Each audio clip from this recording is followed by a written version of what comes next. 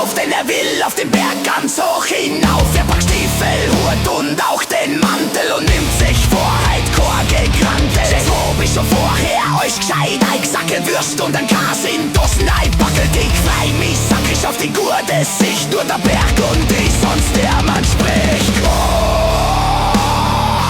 heut geht's sauber hoch hinaus, der Sepp, der gefreit sich verlost sei Haus. Gipfelstürmer, Gipfelstürmer, ich mach mich los zum Kreuz am Berg.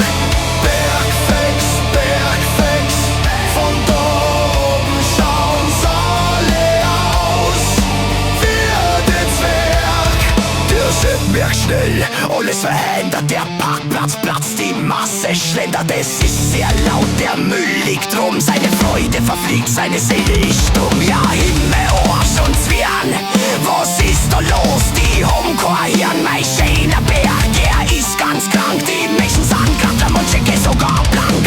Blutsakrament, die geht trotzdem auf Gedanken, sondern jetzt frei im Lauf. Ich tu mir jetzt einmal gar nix scheißen, denk an Frieda ohne die Preisen.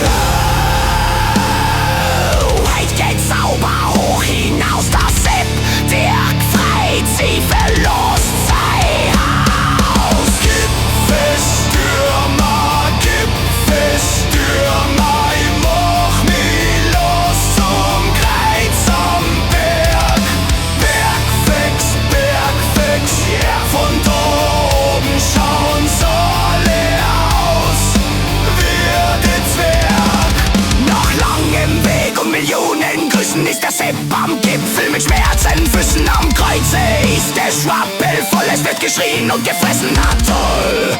Kurzen Essen böse, ja, Grimmelberg ist krank. Die Kuhflotten riecht's mit bestem Gestank. Ich mach dich gesund, mein bester Freund. Die ganzen Deppen sind da fein. Der Sepp sich dann die Fladen nimmt, stapelt sie hoch und recht geschwind sie mit Geplatsch in Gesichter drückt. Die Menschen schreien wie verrückt. Flatsch, flatsch, patsch, nimmst es in eure Goschen.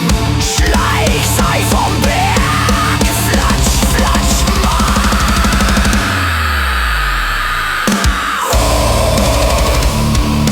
Himmel, Arsch und Zwirn. Ihr habt so lecker Hirn. Flatsch, flatsch.